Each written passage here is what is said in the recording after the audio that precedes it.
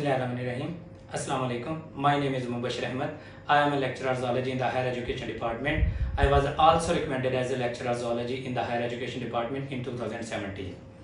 आज की ये जो वीडियो है इसका बनाने का मकसद है कि हम पीपीएससी और एफपीएससी के इंटरव्यू के अंदर कैसे परफॉर्म करें, किस तरह से तैयारी की जाए, क्या क्या चीज़ें हमें चाहिए होती हैं, कौन से डॉक्यूमेंट्स चाहिए होते हैं और इंटरव्यू के अंदर क्वेश्चन आंसर का तरीक़ेकार हमारा क्या होगा, किस तरह से हम एक परफेक्ट इंटरव्यू दे सकते हैं। तो सबसे पहले हम इंटरव्यू को 3 कैटेगरीज के अंदर डिवाइड करते हैं। सबसे पहले कि इंटरव्यू से पहले आपने क्या तैयारी करनी है, अपनी पर्सनल ग्रूमिंग क्या करके जानी है, और उसके बाद इंटरव्यू के अंदर रूम के अंदर एंटर हुए क्या आप लोगों को चीज़ों का ख्याल रखना है, और उसके बाद क्वेश्चन आंसर कैसे करने हैं और वाइंड अप कैसे करना है इंटरव्यू। तो सबसे पहला स्टेप कि इंटरव्यू से पहले आप लोगों ने किन चीज़ों की तैयारी करनी है। सबसे पहले तो आप लोगों को कॉल लेटर आएगा जब आप लोगों का पीपीएससी का या एफपीएससी का आप लोगों को आइडिया है कि जब आप लोगों का टेस्ट क्लियर हो जाएगा, रिटन टेस्ट क्लियर हो जाएगा, तो एसएमएस के थ्रू या ईमेल के थ्रू या फिर आप लोगों का जो पोस्ट है उसके थ्रू आप लोगों को जो है कॉल अप लेटर दिया जाएगा। जब वो कॉल अप लेटर दिया जाएगा तो आप लोगों ने उसका प्रिंट आउट ले लेना है, या वेबसाइट से वो डाउनलोड हो जाता है तो वेबसाइट से डाउनलोड करके तो आप लोगों ने उसका प्रिंट ले लेना है, इंटरव्यू कॉल लेटर जिसको कहा जाता है। तो सबसे पहला जो और इम्पोर्टेंट डॉक्यूमेंट ये है। उसके बाद आप लोगों का CNSE ID कार्ड सबसे पहले अपना होगा, यानी कि डॉक्यूमेंट्स को कंप्लीट करना है। तो सबसे पहले इंटरव्यू का लेटर, देन CNSE, फिर आपके मैट्रिक से लेकर MSc तक के जो बेसिक डॉक्यूमेंट्स हैं वो, और उसके बाद डोमिसाइल। तो ये 5-6 डॉक्यूमेंट्स जो हैं जो बहुत ज़रूरी हैं, जो आप लोगों को चेक होने हैं। तो ये सारे के सारे ओरिजिनल डॉक्यूमेंट्स आपको चाहिए विद डिग्रीज।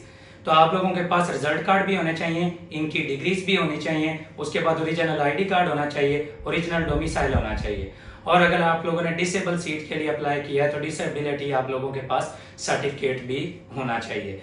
और इसके अलावा अगर आप लोग पहले से गवर्नमेंट एम्प्लॉय हैं किसी और डिपार्टमेंट के अंदर, फर्ज किया कि आप कॉलेज एजुकेशन के अंदर अप्लाई कर रहे हैं तो स्कूल एजुकेशन के अंदर आप लोग पहले से जॉब में हैं, तो आप लोगों को NOC लेटर भी लेके जाना होगा, उस दौरान चेकअप करवाना है। उसके बाद ये जितने डॉक्यूमेंट्स आप लोगों को मैंने बताए इनकी 2 से 3 कॉपीज, कम से कम 3 कॉपीज हैं आप लोगों ने इनके सेट बना के जरूर लेके जाने, क्योंकि कई बार ये फोटो कॉपीज पूछ लेते हैं और कई बार ये फोटो कॉपीज नहीं पूछते। तो आप लोगों को ये जो फोटो कॉपीज के सेट हैं ये आप लोगों के पास मौजूद होने चाहिए, ताकि उधर आप लोगों से अगर फोटो कॉपी सेट पूछा जाए तो आप सारे डॉक्यूमेंट्स का एक सेट है वो उनके हैंड ओवर कर दें और आप लोगों को उस वक्त किसी किस्म की परेशानी ना हो। सबसे पहले आप लोगों ने डॉक्यूमेंट्स अपने कंप्लीट करने और विद कॉल लेटर। जब ये काम कर लेंगे उसके बाद दूसरा काम है आप लोगों का पर्सनल ग्रूमिंग। जिस दिन आप लोगों ने इंटरव्यू देने जाना है तो आप लोगों का ड्रेसअप है, पहले मैं बॉयज़ की तरफ आता हूँ, देन गर्ल्स की तरफ जाएंगे। तो बॉयज़ का जो ड्रेसअप है कि सबसे पहले उनके हेयर कट वो प्रॉपर होना चाहिए, शेव करते हैं तो फ्रेश शेव होनी चाहिए। उसके बाद पान या सिगरेट वगैरह, लोग सिगरेट वगैरह पीते होते हैं या पान वगैरह खाते हैं तो उसकी वजह से दांत खराब हुआ, अपने दांत अच्छी तरह से साफ करके अपने आप को साफ सुथरा करके जाना है। कोई आप लोग जब उधर जाएं इंटरव्यू के रूम के अंदर तो डिंग डोंग वगैरह आपके मुंह में नहीं होनी चाहिए। अक्सर बच्चे ये आदत होती है कि मुंह में कोई ना कोई चीज़ है वो खा रहे होते हैं, कोई कैंडी खा रहे होते हैं या कोई डिंग डोंग वगैरह वो है च्युइंग उनकी कर रहे होते हैं, तो ये वाली चीज़ें हैं वो आप लोगों के अंदर नहीं होनी चाहिए। उसके बाद प्रॉपरली हेयर नेल वगैरह ये ट्रिम होने चाहिए। उसके बाद जो ड्रेस है, ड्रेस कोड कोशिश करें कि आप लोग कोट पैंट ये पहन के जाएँ। अगर आप लोग कोट पैंट में कंफर्टेबल नहीं होते तो आप लोग वेस्ट कोट और प्रॉपर सूट है, इस्त्री करके प्रॉपर वेस है, आप लोगों ने एक डिसेंट कलर का सूट और डिसेंट कलर की जो है वेस्ट कोट है वो पहन के जाएं, या फिर 2 पीस है वो एक क्या कहते हैं डिसेंट कलर का होना चाहिए। ऐसा नहीं होना चाहिए कि आप लोगों का जो कलर है वो बहुत ऑड सा कलर हो जो डिसेंट ना हो। एक ऑफिसर लुक आपके अंदर आनी चाहिए, क्योंकि आप 17 स्केल का इंटरव्यू देने जा रहे हैं, तो इसलिए आप लोगों के अंदर एक ऑफिसर लुक होनी चाहिए। इस तरह का आप लोगों ने ड्रेसअप उस दिन करके जाना है और साफ सुथरे होके जाना है, नहा धो के जाना है, फ्रेश होके जाना है और फ्रेश माइंड के साथ जाना है। फिर गर्ल्स हैं, अक्सर ओवर, यानी कि बॉयज़ के लिए भी यही बात है कि ओवर मेकअप या ओवर ड्रेस होके नहीं जाना। डिसेंट ड्रेस, पॉलिश शूज और प्रॉपर ड्रेस आप लोगों का होना चाहिए। बिल्कुल उसी तरह से गर्ल्स की तरफ आएंगे। गर्ल्स भी अब कई बार ना ओवर मेकअप करके चली जाती हैं। ओवर मेकअप नहीं होना चाहिए, एक डिसेंट लुक आप लोगों की आनी चाहिए, एक प्रॉपर ड्रेस होना चाहिए। आप लोग अगर अबाया या निकाब पहनते हैं तो आपके अबाया या निकाब का कलर है वो डिसेंट होना चाहिए, कोई वो शार्प कलर्स ना पहने। कोशिश करें कि डिसेंट कलर, जिस तरह से आप लोगों का कोई ना कोई टीचर आइडियल यूनिवर्सिटी में या कॉलेज में या स्कूल एजुकेशन के अंदर रहा होगा जिनका ड्रेस बहुत प्रॉपर है, मेल या फीमेल का, तो जिसका आप लोगों को एक प्रॉपर ड्रेसअप लगता है उस तरह की एक प्रॉपर नीट ड्रेसिंग करके जाने कि आप लोग वाकई लुक वाइज लगें कि ये एक ऑफिसर लुक है, इनकी फीमेल है या वो मेल है।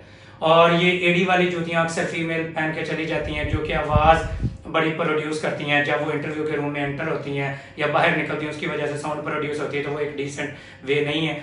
तो कुसा टाइप या इस तरह की कोई जो है आप लोगों ने जूता पहन के जाना जो शोर ना करे। तो सबसे पहले ये तो आगे जी पर्सनल ग्रूमिंग और डॉक्यूमेंट्स हैं वो किस तरह से पूरे करने हैं।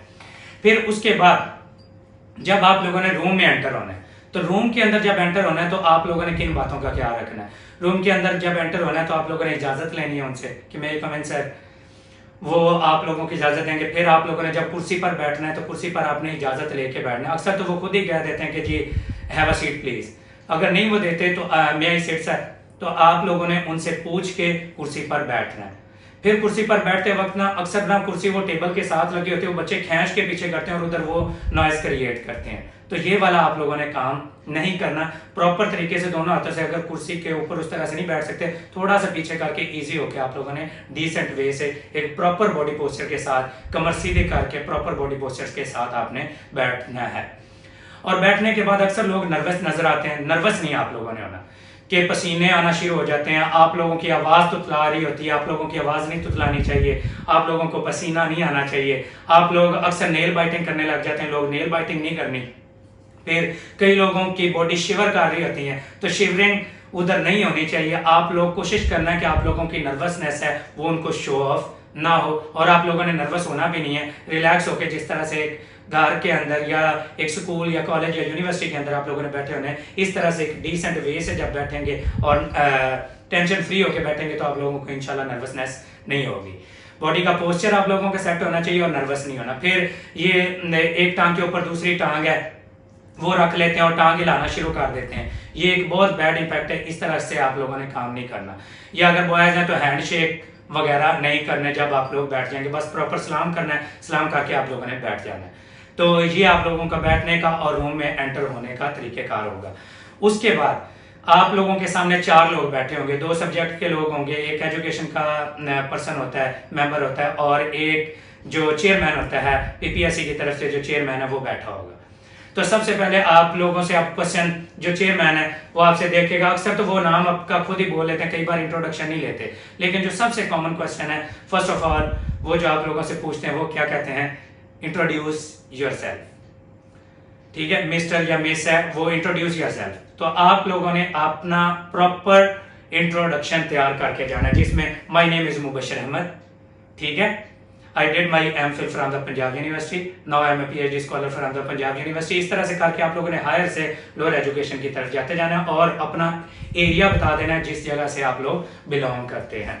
बाकी अगर आपका टीचिंग एक्सपीरियंस है किसी प्राइवेट इंस्टीट्यूशन में तो वो भी बता सकते हैं, उधर कोई सर्टिफिकेशन या इस तरह की चीज़ है, कोशिश करें कि अपना एक्सपीरियंस सर्टिफिकेट ले जाएं, हो सकता है कि उससे पॉजिटिव इम्पैक्ट आए। इसके नंबर नहीं हुआ करते, MPhil के भी नंबर नहीं है ड्यूरिंग लेक्चरर एजुकेशन, लेक्चरर के लिए। और अगर आप असिस्टेंट प्रोफेसर का इंटरव्यू देने जाएंगे तो उसके अंदर जाहिर है MPhil चाहिए होता है, तो उसके नंबर मौजूद होते हैं। तो जबकि MSc की बेस पर और BS की बेस पर होता है इंटरव्यू किसका, लेक्चरर का, तो लेक्चरर के लिए आप लोगों को MPhil के नंबर नहीं दिए जाएंगे। तो आप लोगों ने उसके बाद डॉक्यूमेंट्स के साथ जो एक और इम्पोर्टेंट चीज़ लेके जानी है, BS या MSc या MPhil का जो आप लोगों का रिसर्च थीसिस है, वो थीसिस की कॉपी आप साथ ज़रूर लेके जाएं, क्योंकि वो एक अच्छा इम्पैक्ट होता है कि आप लोगों ने जो रिसर्च की हुई है तो वो एक अच्छा इम्पैक्ट है, वो आप लोग उनको शो ऑफ कर सकें। तो ये तो थे डॉक्यूमेंट्स और आपके बैठने का तरीका। उसके बाद आप लोगों ने इंट्रोडक्शन करवाना है आपसे, जब वो इंट्रोडक्शन पूछ लेगा आप लोगों ने प्रॉपर उसका इंट्रोडक्शन देना है। उसके बाद वो आप लोगों को रिलैक्स करने के लिए कुछ ना कुछ क्वेश्चन पूछेगा, कोई इंग्लिश के क्वेश्चन पूछ सकता है, कोई स्पेलिंग पूछ सकता है, कोई ट्रांसलेशन पूछ सकता है, कोई करंट अफेयर जनरल नॉलेज पूछ सकते हैं।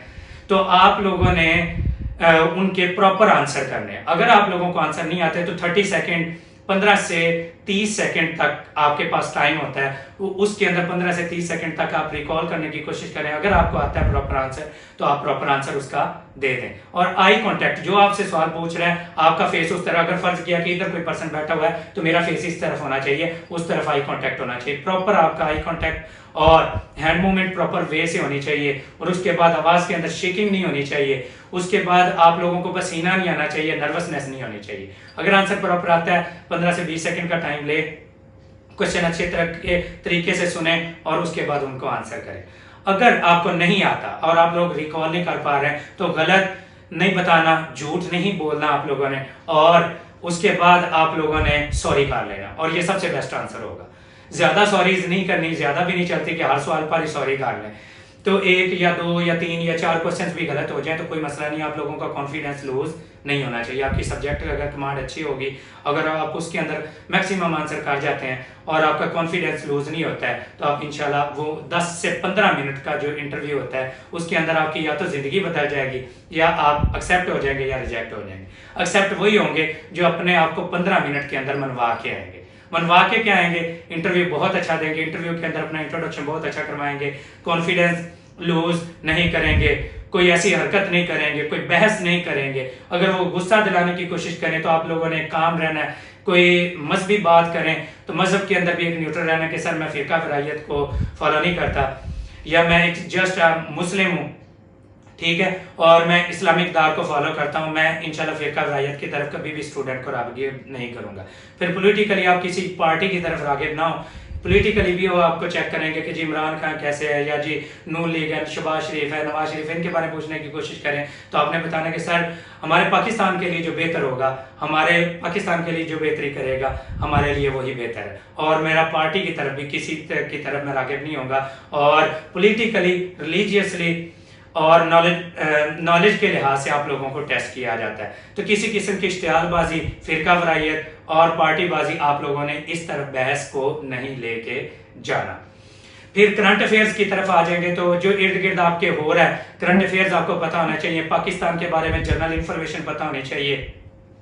उसके बाद जिस सिटी से हैं आप लोग, वहां पर कोई इंपॉर्टेंट चीज है, कोई वेटलैंड वगैरह मौजूद है, या कोई जू वगैरह मौजूद है, या उधर से कोई इंपॉर्टेंट पर्सनैलिटी मौजूद है, या कोई उधर कोई वली अल्लाह या उनका मज़ार है। जैसा कि पाकपतन के अंदर अभी मेरी जॉब है तो इधर पाकपतन के लोगों से क्या पूछेंगे, मेरी अभी पोस्टिंग पाकपतन फरीदिया कॉलेज के अंदर है, तो मेरे से क्या पूछ सकते हैं कि जी बाबा फरीद गंज शकर रहमतुल्लाह अलैह के बारे में आप लोग क्या जानते हैं, उनके बारे में क्या राय है। तो वो सारी की सारी चीज़ें पूछ सकते हैं। तो आप लोगों को अपने शहर और इसके इर्द गिर्द जो चीज़ें हैं, या इधर उस शहर से कोई जो मशहूर पर्सनैलिटी होगी उसके बारे में आप लोगों को अच्छे तरीके से पता होना चाहिए। ये सारी चीज़ें जब ये जर्नल इंटरव्यू जो आपके बेसिक इंटरव्यू है वो सारी की सारी चीज़ें जब वो पूछ लेंगे, उसके बाद जो चेयरमैन है वो आप लोगों को मूव कर देगा किसकी तरफ, सब्जेक्ट स्पेशलिस्ट की तरफ। वो सब्जेक्ट स्पेशलिस्ट कॉलेज का किसी यूनिवर्सिटी का टीचर हो सकता है, ज़ाहिर उसको 100% कमांड होगी, तो वो आपसे मुख्तलिफ क्वेश्चन पूछेंगे। आप सबसे पहले आपसे हॉबीज भी पूछ सकते हैं। 3 बैड हैबिट्स अपनी पता होना चाहिए, 3 आपकी अच्छी हैबिट्स क्या हैं, 3 बैड हैबिट्स क्या हैं। उसके बाद आपकी हॉबीज हैं वो क्या पता होनी चाहिए। हॉबी वो बताएं जो आपके अंदर वाकई मौजूद है। अक्सर बच्चे ना वो उधर शो ऑफ करने के लिए बता देते हैं मेरा जी सर बुक रीडिंग है। अब वो जब बुक रीडिंग की तरफ जाते हैं कहते हैं कौन सी बुक्स पढ़ते हैं जी। अब वो बुक्स के अंदर से क्वेश्चन पूछना शुरू करते हैं। अक्सर लोग कह देते हैं जी मुझे पोइट्री बड़ी पसंद है, इकबाल जी मैं बहुत ज्यादा पढ़ता हूँ। अब वो कहते हैं इकबाल, अल्लामा इकबाल की किताबों के नाम बताएं। तो वो चीज जो आप लोगों ने उधर झूठ नहीं बोलना, जो आपके अंदर है तो है, जो है नहीं है हैबिट, नहीं है कोई हॉबी तो आप लोग ना बताएं, ठीक है। अगर हॉबीज हैं तो वो हॉबी आप लोग जरूर बताएं ताकि आप लोगों का कंसर्न है वो क्वेश्चन है उससे रेलिवेंट ही हॉबी से रिलेटेड पूछे, आप लोगों को इधर उधर डेविएट ना करे। उसके बाद 3 बैड हैबिट्स और 3 गुड हैबिट्स हैं ये पता होनी चाहिए। फिर उसके बाद जो एजुकेशन वाला पर्सन है वो आपसे इस तरह से पूछ सकता है कि हम आपको क्यों सिलेक्ट करें, आपके अंदर ऐसी क्या क्वालिटीज हैं कि आपको दूसरों से ज्यादा प्रेफर किया जाए। फिर आपकी जॉब रिस्पॉन्सिबिलिटीज क्या होंगी, एक लेक्चरर बनने जा रहे हैं तो आपकी रिस्पॉन्सिबिलिटीज क्या होंगी। फिर आप क्लास को किस तरह से कंट्रोल कर सकते हैं, क्लास को कंट्रोल करने के मेथड्स क्या होंगे, टीचिंग मेथोडोलॉजी आप कौन सी यूज करेंगे, टीचिंग अगर कोई बच्चा तंग करता है तो आप उसको किस तरह से कंट्रोल करेंगे, आप कौन सा इनोवेटिव मेथड है क्लास को वो यूज करेंगे। फिर बच्चों के साथ आप लोगों का इंटरेक्शन वो कैसे होगा, बच्चों को एक्स्ट्रा करिकुलर एक्टिविटीज है वो कैसे करवाएंगे, बच्चों को अपने सब्जेक्ट के अंदर इंटरेस्ट है किस तरह से डेवलप करेंगे। तो इस तरह के क्वेश्चन वो अक्सर पूछते हैं। अभी जूलॉजी के इंटरव्यू हुए हैं, तो मैं जूलॉजी के इंटरव्यू के पीपीएससी की तैयारी करवा रहा था डिफरेंट कैंडिडेट्स को, क्यों मैं प्रिपरेशन करवा रहा हूँ काफी अरसे से।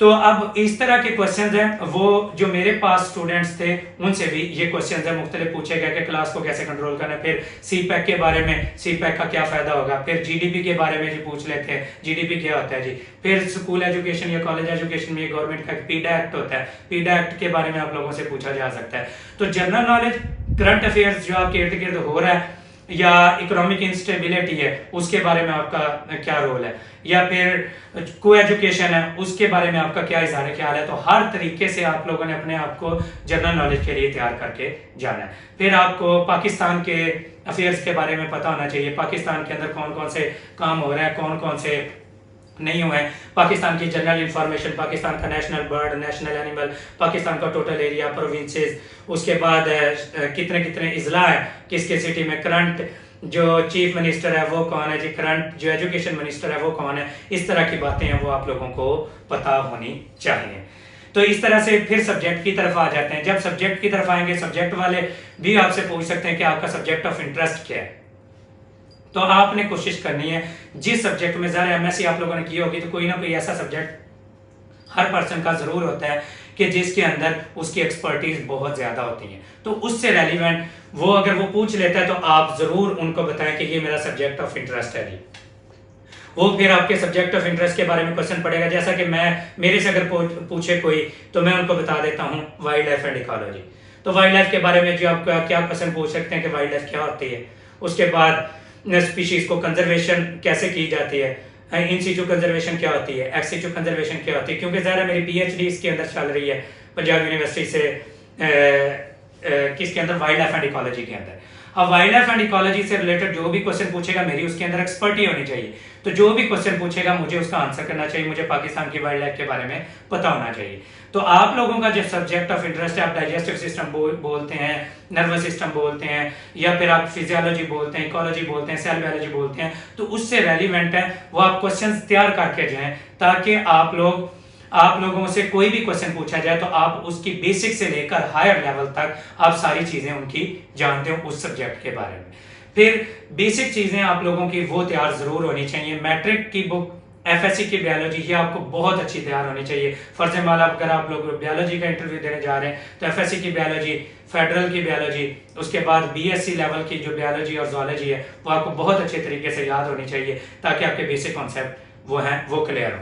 अब इंटरव्यू के अंदर क्वेश्चन की तैयारी कैसे की जाए, सब्जेक्ट की तैयारी कैसे की जाए, जितना आपने रिटर्न में तैयारी की है उससे कहीं ज्यादा इंटरव्यू के अंदर तैयारी करनी पड़ती है। तो सब्जेक्ट को सुपरफिशियली जो हाईलाइटेड वर्ड्स होते हैं, आप ज़ाहिर इंटरनेशनल बुक कोई भी उठाएंगे तो उसमें हर पैराग्राफ में कोई ना कोई बोल्ड लेटर दिया होगा, कोई ना कोई बोल्ड करके डेफिनेशन दी होगी। तो आप लोगों ने वो बोल्ड डेफिनेशन को अच्छे तरीके से याद कर लेना है। जब वो डेफिनेशन को आप अच्छे तरीके से याद कर लेंगे, आप इंशाल्लाह वो आंसर ऑटोमेटिक कर लेंगे। जूलॉजी का या बायोलॉजी का आप इंटरव्यू देने जा रहे हैं तो मिलर हार्ले बीएससी की बुक्स हैं वो अच्छे तरीके से, और एफएससी की बुक्स हैं अच्छे तरीके से कवर कर लेंगे, तो आप मैक्सिमम क्वेश्चंस के आंसर है वो कर लेंगे।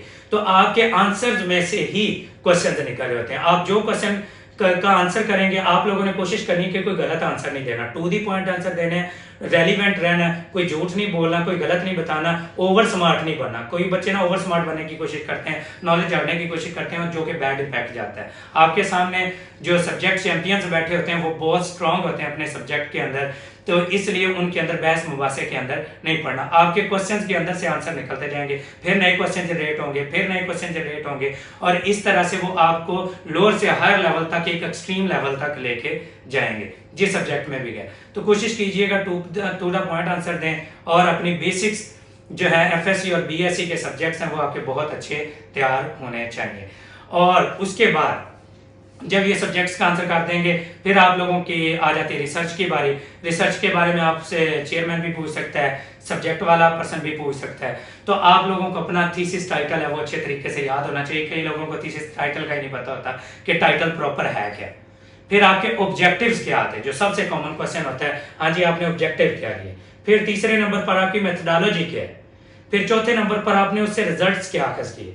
5वें नंबर पर आपकी रिसर्च से साइंस को क्या फायदा हुआ या हमारी सोसाइटी को क्या फायदा हो रहा है। तो इसके बारे में रिसर्च और रिसर्च आर्टिकल्स, जो लेटेस्ट रिसर्च चल रही है आपके सब्जेक्ट के बारे में या आपके थीसिस के बारे में, वो आपको अच्छे तरीके से पता होनी चाहिए ताकि आप लोग प्रॉपर वे में आंसर कर सकें।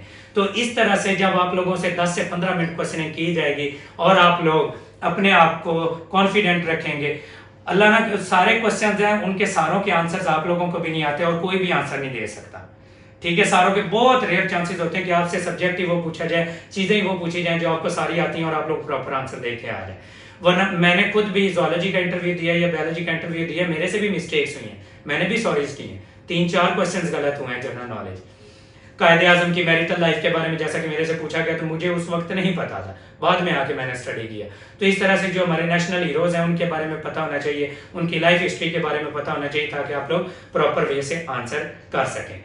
तो ये सारी वो चीजें थी जो जिस तरीके से आप लोगों ने क्वेश्चन का आंसर, फिर आप लोगों ने क्वेश्चन, आपकी वॉइस है वो प्रॉपर जानी चाहिए, उन तक एक क्लियर साउंड जानी चाहिए। फिर एक कोई छोटा सा टॉपिक है, वो डायग्रामेटिक कोई टॉपिक है, आप लोग प्रेजेंटेशन के लिए भी कोई डायग्रामेटिक टॉपिक अपना याद करके जाएं। तो वो कभी कभी डेमो भी ले लेते हैं, छोटे से टॉपिक की डायग्राम बना लेते हैं, या कोई साइकिल है वो कह देते हैं ये ड्रा करें, जैसा कि क्रैब साइकिल या इलेक्ट्रॉन ट्रांसपोर्ट चेन है, या जी कह देते हैं ग्लाइकोलाइसिस है, वो ड्रा करके दिखाएं जो बायोलॉजी का अगर इंटरव्यू देने जाए तो। इसी तरह से अपने सब्जेक्ट से रिलेटेड कोई भी है वो एक आधा टॉपिक है वो जरूर आप लोगों ने तैयार करके जाना है। तो छोटी सी डेमो भी हो सकती है, उसके लिए भी मेंटली प्रिपेयर होके जाना है। वो जस्ट ये चेक करते हैं कि ये बोर्ड पर जाके ये प्रेजेंट कैसे करेगा, और दूसरे नंबर पर इसका बच्चों के साथ इंटरेक्शन क्या होगा, कैसे आई कांटेक्ट ये करेगा, सिर्फ ये चीजें चेक कर रहे होते हैं। तो उन 15 से 20 मिनट के अंदर आपने अपने आप को लाचार नहीं समझना, ऐसे नहीं बैठना कि जैसे बहुत एक डरा हुआ इंसान है और आपको कोई जुल्म करके उधर बिठाया गया कुर्सी में। 3-4 मेंबर आपके सामने बैठे हुए हैं तो 5वें मेंबर अपने आप को कंसीडर करना, इतना कॉन्फिडेंस आपके अंदर होना चाहिए कि आप भी उनमें से एक हैं और एक प्रॉपर कन्वर्सेशन करके आप उनके साथ क्वेश्चन और आंसर कर रहे हैं। ये चीजें आपके अंदर अगर कॉन्फिडेंस बिल्टअप होगा तो आप प्रॉपर वे से इंशाल्लाह आंसर करके आएंगे और आप लोगों की सिलेक्शन है वो पक्की होगी। और दूसरे नंबर पर अपने फेस पर स्माइल रखिएगा, ओवर स्माइल नहीं, टू द पॉइंट। आपके चेहरे के ऊपर नर्वसनेस है वो चीजें नजर नहीं आनी चाहिए, ताकि आप आंसर जब कर रहे हो तो आप लोग परेशानी आप लोगों की दिखाई नहीं देनी चाहिए। फिर जो क्वेश्चन के आंसर आए वो प्रॉपर वे से, डिसेंट वे से क्वेश्चन उनका सुने। अगर आपको क्वेश्चन समझ नहीं आया तो दोबारा उनसे पूछ लें और इतने में रिकॉल करके उसको प्रॉपर वे में, जैसे उनका क्वेश्चन पूरा हो फिर उसकी तरफ फेस करके प्रॉपर वे में आप उनका आंसर कर दें चीज़ों का। और उम्मीद है कि ये सारी, उसके बाद जब वो करेंगे तो वो वाइंड अप कर देंगे तो खुदा हाफिज या उनको सलाम बोल के प्रॉपर वे से आप लोगों ने आना है और दरवाजा खोलना है, इजाजत लेके आप लोगों ने बाहर आ जाना है। आप जब इंटरव्यू देने जाएं तो जो कोई इंटरव्यू देकर बाहर निकलता है तो वो जरूरी नहीं होता कि आप बच्चे क्या करते हैं क्वेश्चन उनसे पूछना शुरू कर दे कि हाँ भाई आपसे क्या पूछा। वो आपसे कोई भी ऐसा क्वेश्चन नहीं पूछेंगे या रिपीट नहीं करेंगे जो आपसे पहले वाले से पूछा है। इसलिए खुद को परेशान मत करें, उधर डिस्कशन मत करें। और इंटरव्यू में जब भी जाना है तो इंटरव्यू के टाइम से पहले, जिस डेट को इंटरव्यू प्रॉपर्ली चेक कर लें और आधा घंटा आप लोग सेंटर के अंदर पहले पहुंच जाएं और डिस्कशन ज्यादा ना करें। जिस दिन इंटरव्यू उससे पहले 8 से 10 घंटे अपनी प्रॉपर नींद पूरी करके जाएं। जब नींद पूरी होगी, माइंड फ्रेश होगा, आप प्रॉपर तरीके से इंशाल्लाह आंसर कर सकेंगे। तो अपने आप को लाचार इंसान नहीं बनाना, कॉन्फिडेंस इंसान बनाना है और अपने आप को उधर इतना मजलूम नहीं बना लेना कि जी मुझे ये ही चाहिए। आप लोग जॉब लेने जा रहे हैं, आपके अंदर कॉन्फिडेंस होगा, आप ऑफिसर बनने जा रहे हैं तो इंशाल्लाह आप लोग उस चीज का आंसर भी प्रॉपर वे से कर सकेंगे। Hope for the best of luck to all of you. जो भी इंटरव्यू के लिए कैंडिडेट्स हैं, अल्लाह ताला आप सबको कामयाब करे। हमारी वेल विशेज, बेस्ट विशेज आपके साथ है। इसके अलावा अगर कोई क्वेश्चन पूछना चाहता है तो मैं अपना जो नंबर है वो डिस्क्रिप्शन के अंदर दे दूंगा, तो आप लोग मेरे नंबर पर रब्ता करके किसी किस्म का क्वेश्चन है, किसी किस्म की क्वेरी है, या पीपीएससी के इंटरव्यू की तैयारी करना चाहते हैं या पीपीएससी के बायोलॉजी और ज़ूलॉजी सब्जेक्ट की तैयारी करना चाहते हैं तो आप मेरे से रब्ता कर सकते हैं। Best of luck, thank you so much and Allah Hafiz.